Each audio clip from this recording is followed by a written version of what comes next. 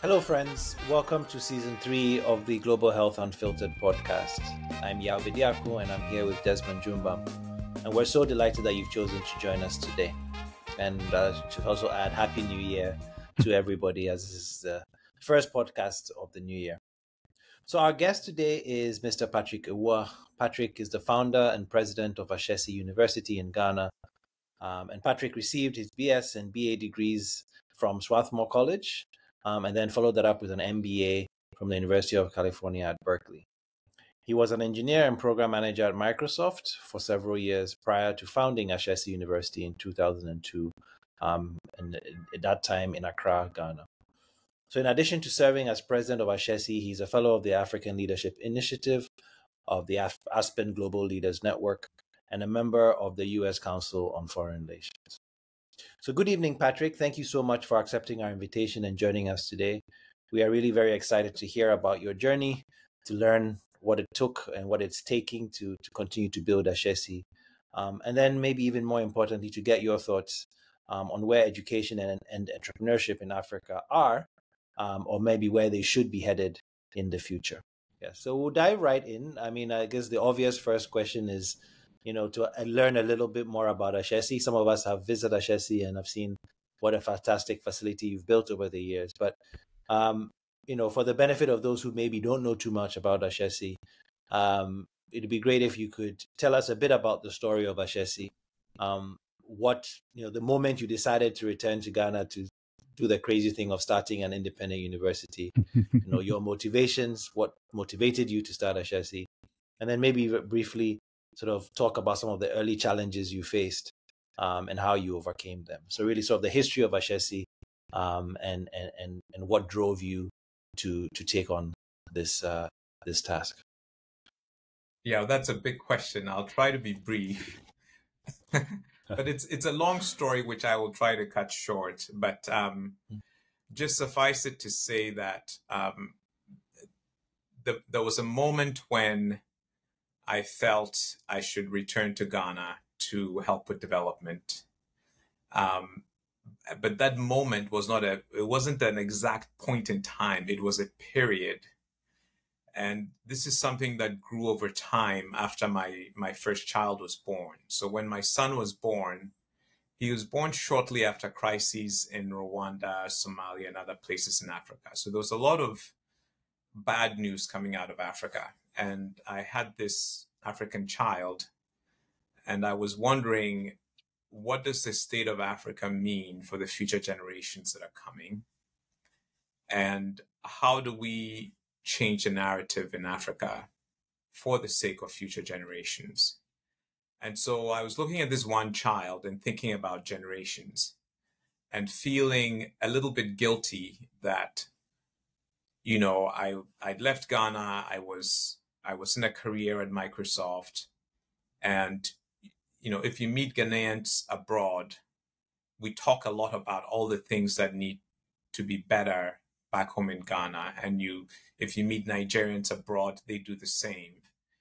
But not many of us decide to return to actually be part of the solution. And I felt that I should be part of the solution. So I asked my wife about it, and she's American. She immediately agreed. And the interesting thing is, when she agreed, then I sort of I stepped back. I got cold feet. And it took me a year and a half after she had agreed before I actually picked up the courage to leave Microsoft. Now, the reason I settled on setting up a university was, in talking with many people in Ghana about the challenges in the country, it seemed that leadership was a fundamental issue. So if you go and you see a problem, like there's no running water in some community, and you ask, well, why is this the way it is? You get a set of answers. Then you take those answers and ask why again. You get another set of answers. But very quickly, it would settle on, well, the people in charge have accepted the status quo, or there's some corruption involved. And this answer seemed to come up for just about any problem that I would discuss with anybody. And so I decided that, well, actually, there's a leadership problem. Leadership is defined by the people in charge, people who have influence, people who have the mandate uh, to fix things and build things and so on, not doing that. And those people in charge were among a very small cohort who had had a post-secondary education. And so I felt that maybe there's something about post-secondary education that needs to change, to focus more on problem solving, to focus more on ethics, to focus more on, this sort of critical thinking and analysis, and how to build a can-do spirit in future generations of leaders. And I decided to give that a try. And essentially to bring the kind of education that I had experienced in the United States to Ghana and demonstrate a new way of teaching and learning, a new way of sort of fostering innovation and entrepreneurship. And maybe this would make a change. So this is really what the driving motivation for Ashesi was. And my first problem was picking up the courage to leave what I was doing. Okay. So that was my first big problem.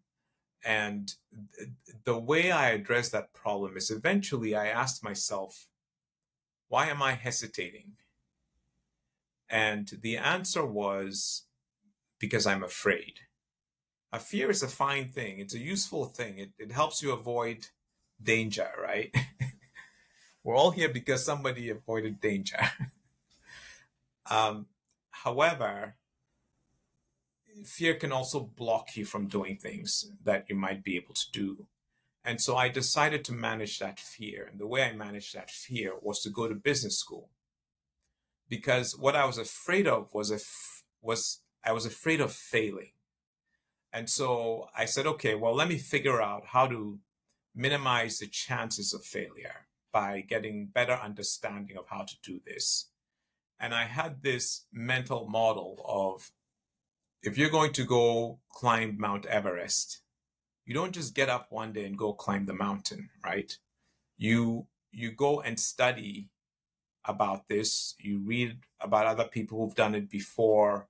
You ideally find a partner who's going to come on the journey with you.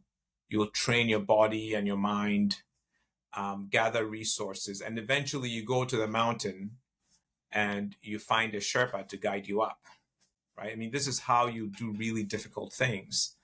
And so I was trying to do the equivalent of that. Go study about how organizations work, find a partner. I sort of had a partner with my wife because she'd agreed, but I needed a co-founder, and I needed people to guide me up this mountain. And so that's what I did. And I came out of business school with a business plan. I had a board set up before I left business school.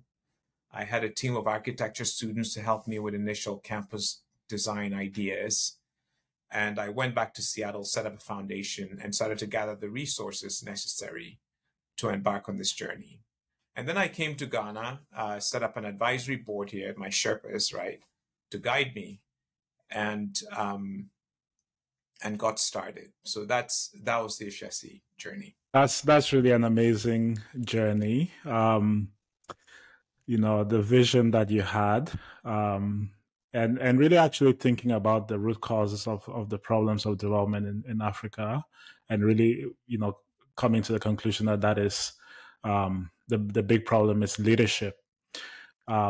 You've talked about a few of the challenges that you had to overcome, the big one being fear.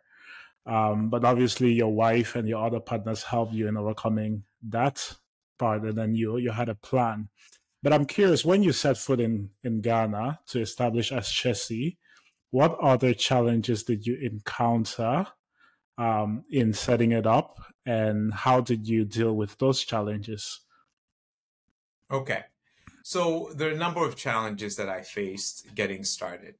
So first of all, let me just talk sort of at the international level. or the US level. Mm-hmm. On the one hand, I had great support from people in my network at Microsoft, which was fantastic. Some of them joined my board. Many of them gave money and really helped me set up that foundation. But the initial seed funding was not sufficient, and I needed to raise a lot more. And here I was, I didn't have a track record of running educational institutions. And I was trying to raise money at a time of the Millennium Development Goals, which were really focused in education on primary education. So most funders were focused on primary. They were not doing secondary, they were not doing tertiary education. And so fundraising was very difficult. And then 9/11 also happened before we started. And so there was a lot of difficulty around, we were not part of the sort of the global consensus on what the priorities should be for funding. There were geopolitical things happening that were quite disruptive. The dot-com bubble burst. And so funding was a very big challenge in the early days. And then when I came to Ghana, they just recently established an accrediting system. And the accrediting system here is based on peer reviews, right? So the accreditation board would hire professors from established universities to review your curriculum and all of that. And here we were with an educational model that was different from the status quo. Running the status quo didn't like what we were proposing to do. And so there was a lot of, negotiation to get the accreditation board to allow us to do something dramatically different than what other universities were doing. They were incredulous about the goals that we had set for ourselves. They didn't think, for example, that we would be successful in nurturing ethical thinking and behavior. They thought that our goals for career placement for students was not practical or feasible, because we had set a goal that 90% of our students will be successfully placed within 6 months of graduation. And the norm in Ghana at the time was the opposite. It took students many years to find their first formal employment. And so let me just say, they were not confident in our ability to execute, nor were they particularly partial to the educational model that we were proposing to do. And so that took a bit of doing to get them to allow us to do this. And the bureaucracy was just, is tough. And then beyond that, beyond sort of the educational accreditation difficulties, there was just operating in Ghana has its difficulties. The infrastructure was weak. There were things that we hadn't factored at all in our business model, like you have to have generators and this sort of thing. The internet connectivity was very, very weak and very, very expensive. And so we had to overcome those kinds of hurdles just to get started. So speaking of hurdles, I wonder if you can. I read that one of the things that you had to overcome was the fact that your students are not proctored during exams. I understand that's one of the hurdles that you had to overcome. Can you tell us that story and how you were able to convince the bureaucracy and the folks in charge that this is something that you should be doing? And also, why was this important? Right. So that hurdle actually came a little later, right? So we started in 2002, and in 2006, and we had this very strong focus on ethics. It's built into the curriculum. We had a code of conduct. We were enforcing that code of conduct. But in 2006, we came to the conclusion that we were failing our mission, because what was happening was we were policing the students. I mean, we had to be proctoring exams, and there were quite a few students that if they could get away with it, would cheat quite happily. Okay. And this is something that in 2006 at one of our team retreats with the faculty and the staff, we had read Jim Collins's book, Good to Great. And one of the things in there is that, companies that are great, one of the things they do is that they confront the most painful truths about their existence. And so we had asked ourselves, what is the most painful truth about our existence? And this was it. And we decided that the way to address this was to challenge the students to take ownership. Because if the mission is owned by the founder, it'll eventually fail because the founder has an expiration date. If the mission is owned by the faculty, it will fail because, there's so many more students than faculty. And so we decided to go to the students, and they debated long and hard about what to do. We had asked them to look at some universities in the United States that had honor systems where the students basically owned the code. And they eventually, in 2008, decided to enact an honor system on campus. So they would promise to hold each other to account and to hold themselves individually to account. So individually and corporately, they would live up to the tenets of the university. And in return, we stopped proctoring exams. So if any cheating happened, it was up to the students to report that cheating and for actions to be taken. And students were also part of the judicial committee that would review these cases and adjudicate those cases. And this was working quite well for 2 years before the accreditation authorities learned about it. And their reaction when they learned about it was to ask us to quit, to stop it, because they simply did not believe that students taking unproctored exams would live up to their end of the bargain. And so we got this directive to stop it. And we were not happy about it because this was, for us, a very important thing that was happening on our campus. And basically what I did was I spoke with the executive team. On the executive, we felt that we should hold to this system. We spoke with the faculty and the administration. They voted that we keep it. We spoke with the board. The board voted to keep it. We called a town hall meeting with the students, and they had a unanimous vote to keep it. And then we called a meeting with parents. We had about 400 students by this time, and there maybe 300 parents showed up. And with the exception of maybe 3 parents who showed up, all the rest of them said, you've got to keep this honor system. It's a very important part of what's happening at Ashesi. And so we then, wrote to the accreditation board and said, look, this is problematic, and here are the reasons why we're doing this. And the students started a letter writing campaign to the accreditation board, and they copied me on all the letters. I read about 100 of those letters. And it was just incredible because there were just so much passion expressed on the side of students about why this was very important to them and why this was important to our country. And in many ways, they expressed this even more eloquently than I could about why it was important for young people in our country to be given this kind of responsibility and to be trusted to live up to that. And they said, look, and if we couldn't do that, then, Ghana was lost.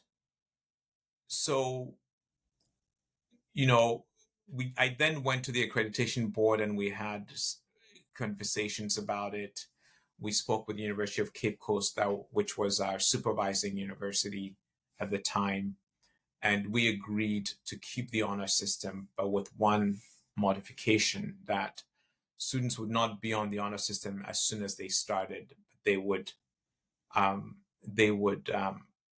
also have a debate and engage, and maybe in their second year join the honor system.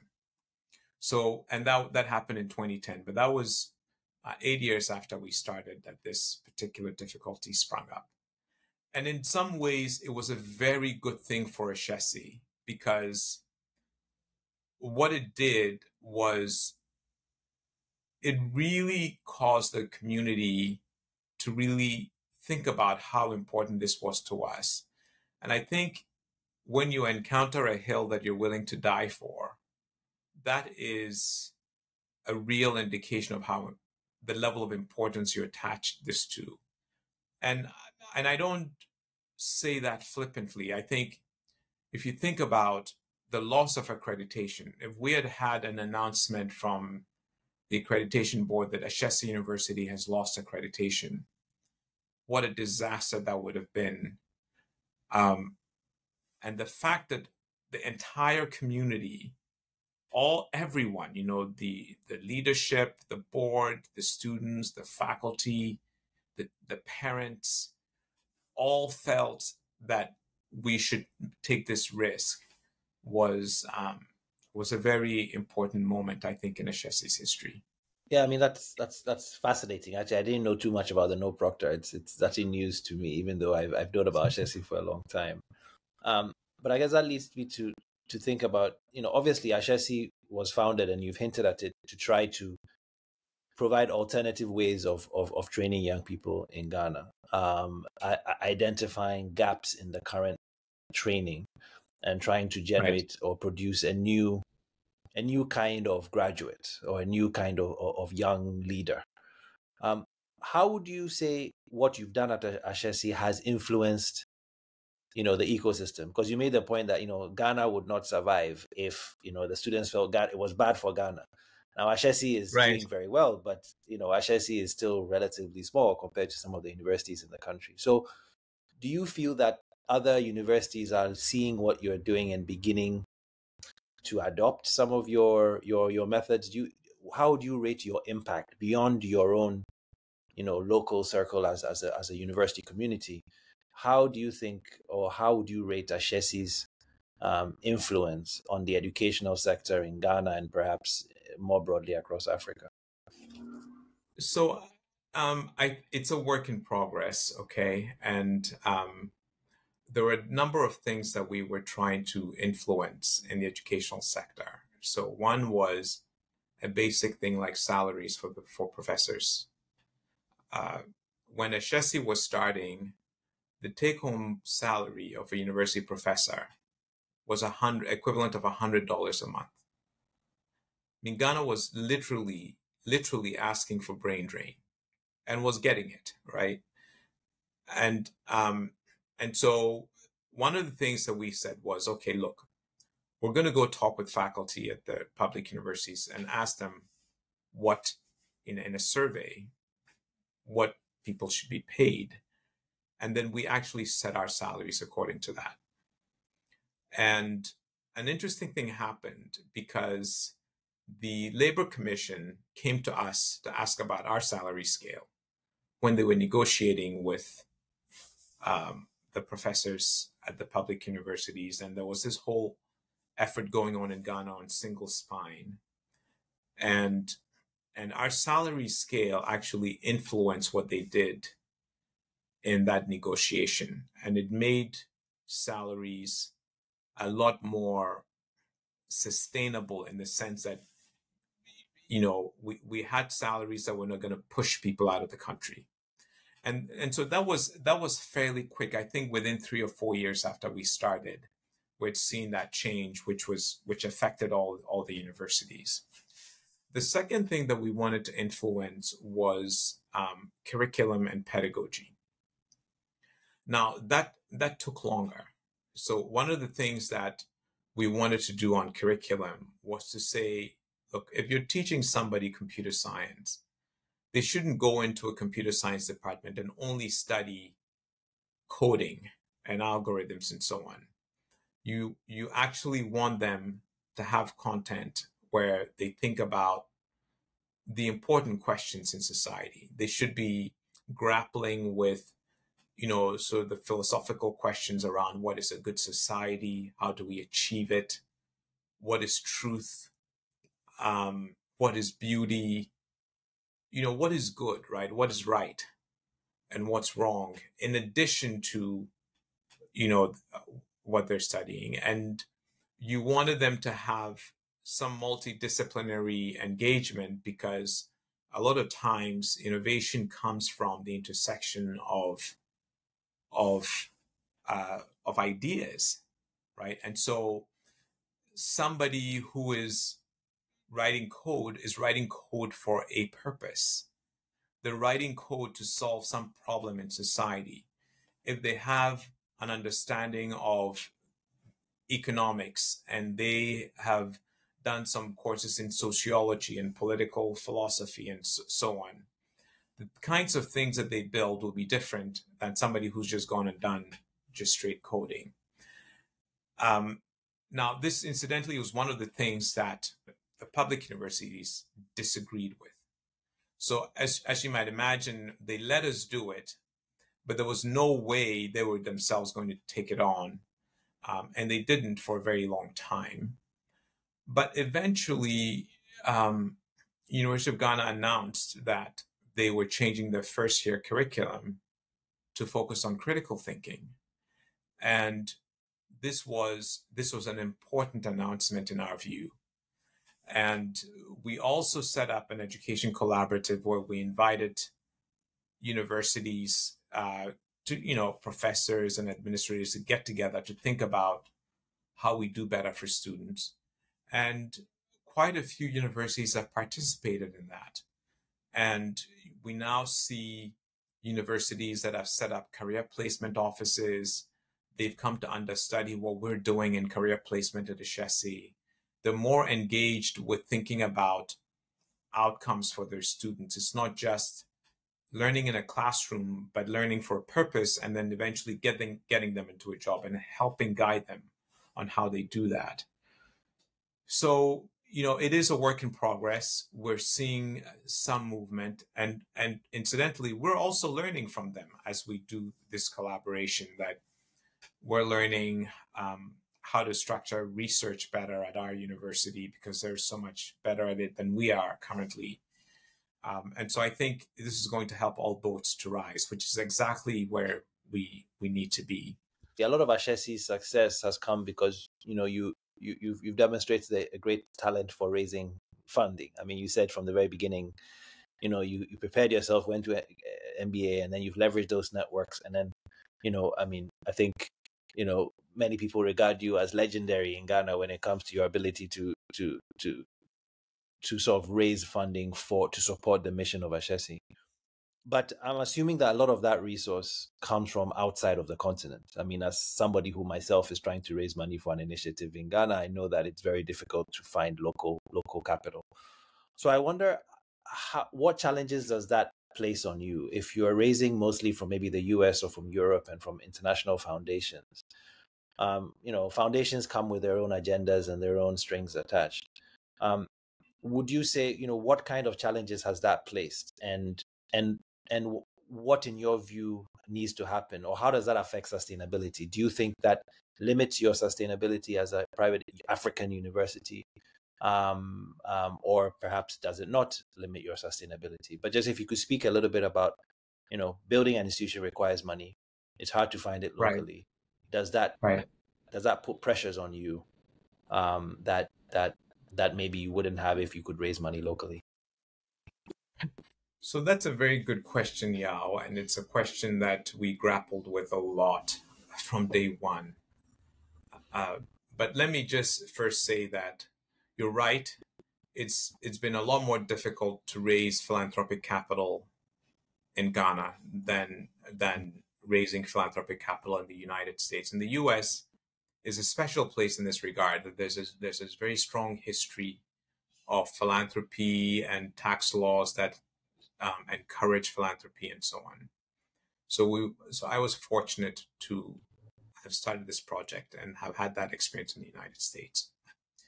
However, there's also a lot of African capital in Ashesi, and that African capital has come in the form of tuition fees.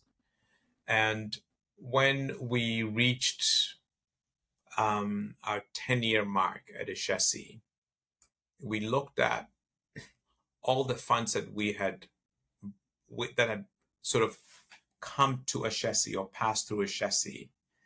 And at that time, I think we had raised $14.5 million in external capital.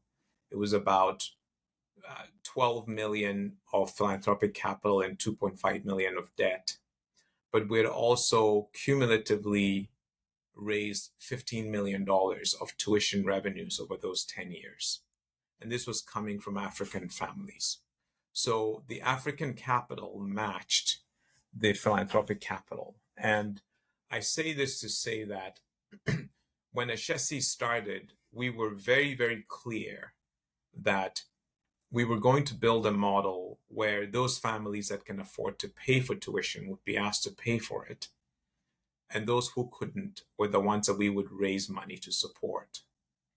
And by doing that, we built a more sustainable institution.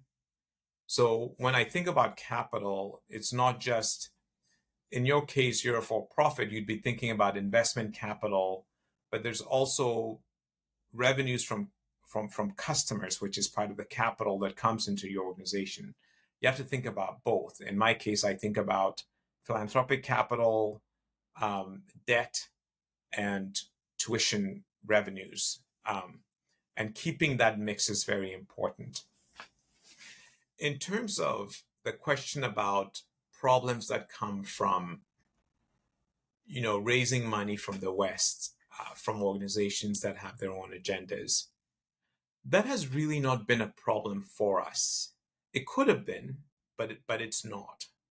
And the reason it is not is because we decided, look, there are a lot of organizations in the world. There's a lot of resources in the world. There's a lot of interest in the world. And some of them will align with our interests, and some will not align with our interests. And if the interests are not aligned, we are okay with walking away from those opportunities. And we have walked away from situations where it wasn't clear that interests are aligned. We could have got the funding if we had shifted something about what we were doing that we were not willing to shift. And that was fine.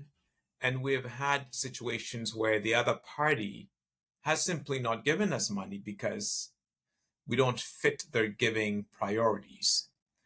And, in the very early days when I would meet funders who would not give us money and they would give some other organization money, I would feel bad about it. I'd be like, why are we not worth it? But very quickly, I think by year 3 or 4, I was starting to have a different view about it.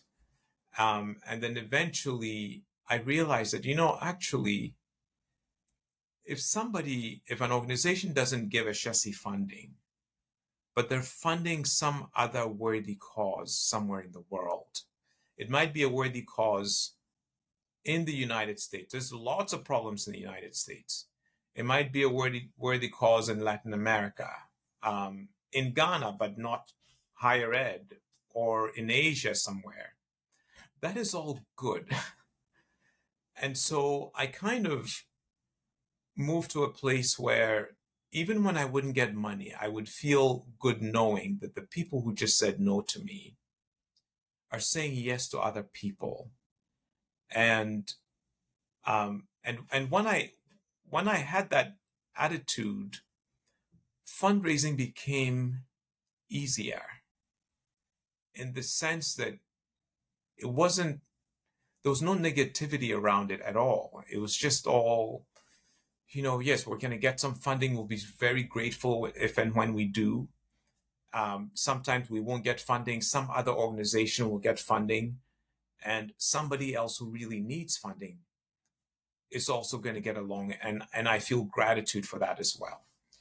So that's sort of been my view about this. And then moving forward, we are actually we spend time thinking about how do we collaborate with others, even in seeking funding? Are there things where we can find some other partners on this side of the world who have a scale or a capability that we do not have, and we have something they don't have? And if we get together, we can actually do something that is greater than the two organizations could do individually. Well, let's get together and go seek joint funding to make that happen. And I think that approach, I believe that approach will be a very powerful thing if we're able to crack it. So one of the challenges that you talked about earlier that I would like for us to return to is the perhaps mass immigration of African intellectuals, African young people. And it seems to me that is growing. There are a lot of, I come from Cameroon, and, everybody that I talk to, all the young people, they're looking for ways to fall bush, as we say, right, to go abroad.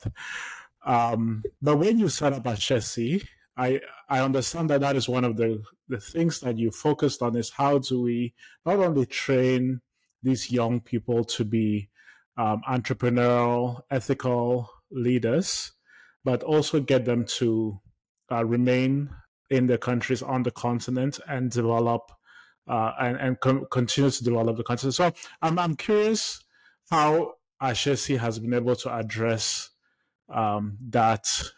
Perhaps you can give us a few numbers in terms of, what percentage of your graduates are remaining in Ghana, remaining on the African continent. So we have about 80 to 90% of our graduates staying on the continent. So they're staying in Ghana or their home country in another African country. And 10 to 20% are leaving. And they're leaving to go to grad school, or they're leaving to get a job. So that's what's happening with Ashesi currently. Now, I actually think it's okay to have 10 to 20% leaving. In fact, we hope that this would happen for Ashesi when we started. We hope that most people would stay, but we hope that some would leave. And the reason why we wanted that to happen was, first of all, we're trying to build a globally competitive program. We want to be operating at world standard.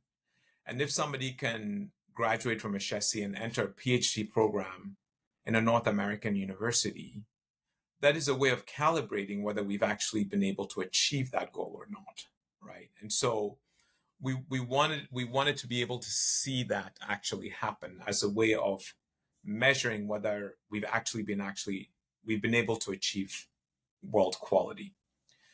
The second thing is, we felt that it would be useful for the Ashesi Alumni Network to be a global one. And so the ones that go out of Ghana, leave the continent, plug into other networks, are actually, it will eventually strengthen Africa, right? In a way, like I talked about, the fact that the Ashesi education is multidisciplinary, right? We also want the alumni network to be multinational, right? We want the education to be an alloy. We want the alumni network to be an alloy. Like, alloys are stronger than pure, like steel is stronger than iron, right? And so that's the way I look at it.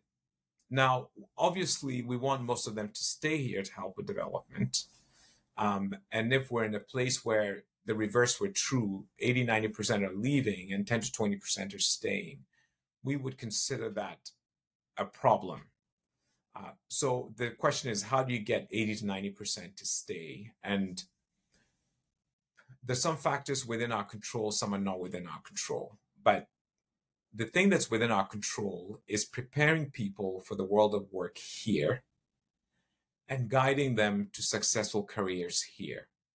The person who's able to find a good job in Ghana is the person who's not looking for a job in New York, right? And so what we've done from even before Ashesi started, when we were designing curriculum, was to make sure we were talking with people in corporate Ghana to get their feedback on their ideas on what we should be doing in the curriculum. Doing that, giving them the draft curriculum for feedback, and continuing to iterate even as students do internships or get jobs. We go back to companies and we do surveys to understand what's going well, what are the gaps, and we take that feedback back to the faculty and we iterate on improving what we're doing. And I think that if we continue to do that, we will continue to have students getting into rewarding careers in Africa, and they will stay and help with development. Now, there's a part that is outside our control. If you have political turmoil in a country, if you have war in a country, if you have a political situation that makes it incredibly difficult for young people to get along in a country, then you can't blame them for leaving. And in some countries, actually, you do want those people to leave. In some countries, you want the faculty to actually, there's a program in the United States called the Scholar Rescue Program, where the researchers and scientists who are being rescued out of countries where there's major wars going on and putting them in other universities around the world where they can continue to be useful to themselves, their family, and most importantly to humanity.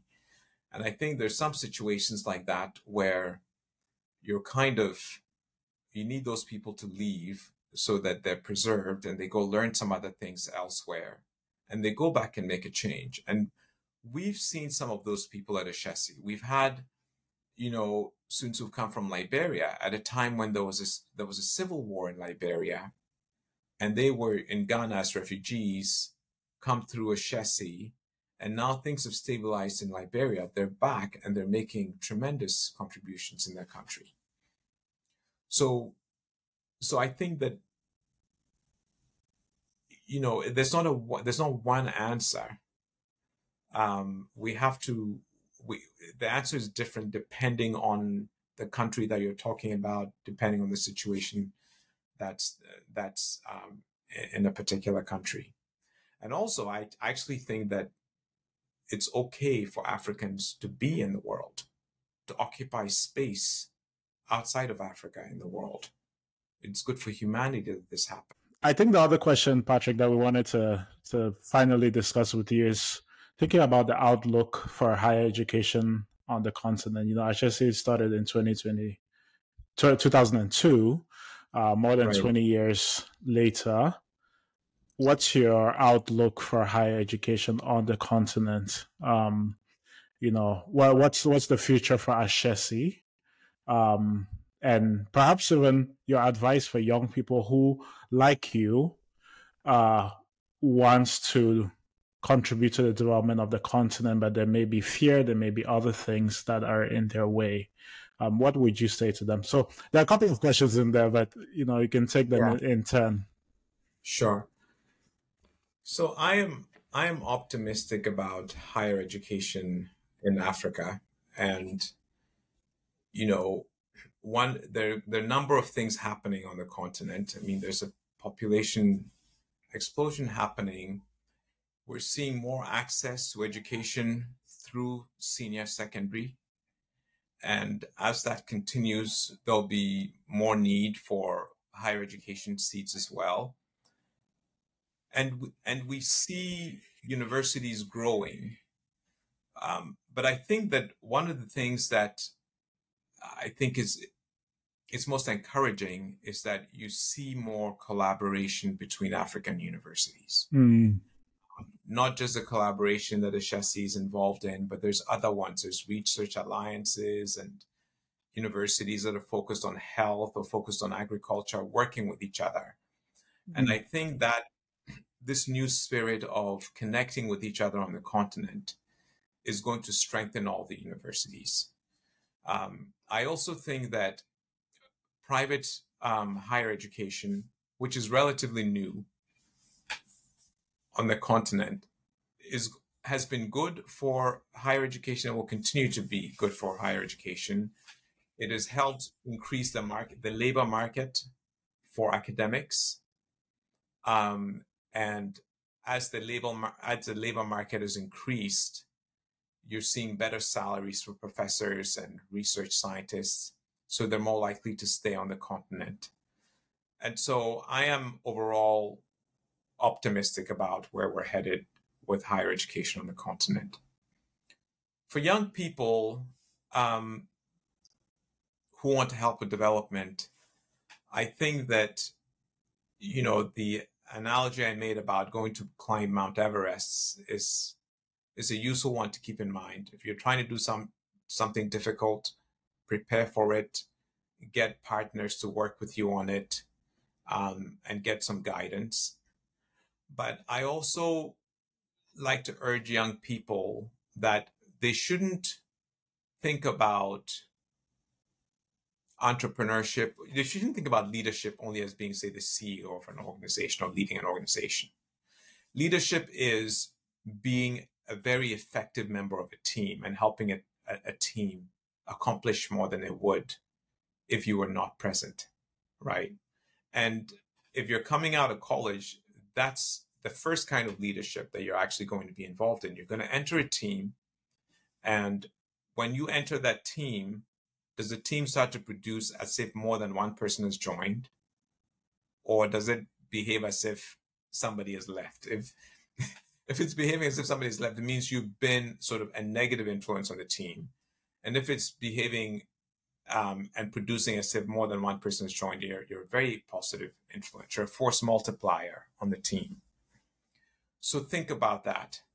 And also understand that, life and careers are a journey. It takes time to get things done, and you have to take one step at a time to get to where you want to go. And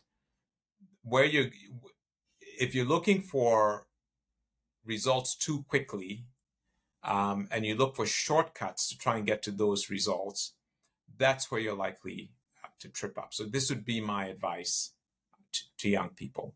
This is a very difficult question. Okay. Look, first of all, I don't believe in regrets, right? I think they're not really helpful. And what I focus more on are there mistakes that you made along the way that you could, you could do better, right? So I believe in learning, not in regrets. People ask me this: if you knew what you knew now about what it would take to start a university, would you have done it? And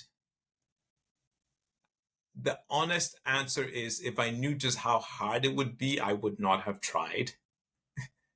It is the honest fact. I mean, I did not know how difficult it was going to be.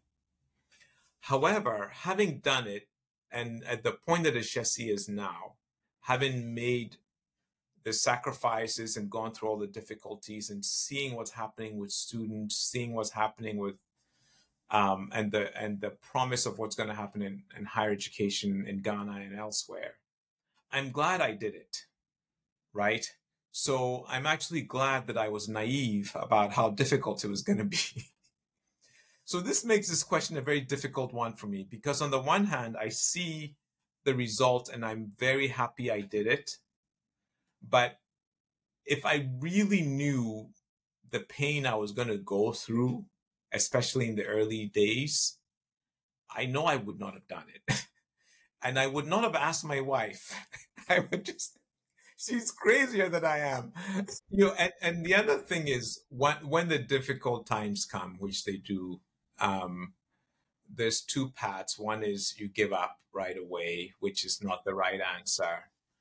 And then the second path, actually there's three paths. The second path is you think, oh, it's going to get better 3 months from now. And then 3 months comes and then it's still not better. And, oh, it's going to get better another 3 months from now. If you take that approach, that's also very, very tough psychologically. But if you take the approach of it's going to get better, I know it's going to take a while. I think that's the place you want to be, that you know it's going to get better and you're going to work very hard to get there. But don't set yourself up for huge disappointments if it doesn't happen in a month or two, right? That's the way you actually have resilience. I think we've come to the close of the episode. Patrick, I'll just say this personally, that it's been a delight to have you on the podcast. And I want to thank you, not just for coming on the podcast and for the work that you're doing with Ashesi, but also for being an inspiration. When I first discovered Ashesi, it was like a ray of sunshine. It was a hope, because I was thinking of the time in my life when I was looking at, all the horrible things that are happening and just wondering what the future would be like for the continent. And I discovered this institution in Ghana that was radicalizing and changing the education landscape and building leaders, ethical leaders for Ghana, for the continent. So I want to thank you for being an inspiration, not just to me, but to thousands and thousands of young people across the continent. It's been a pleasure to have you on the show, and I hope that we can have you again back soon. Thank you, Des and Yao, and it's been a real pleasure to be here. Looking forward to more conversations.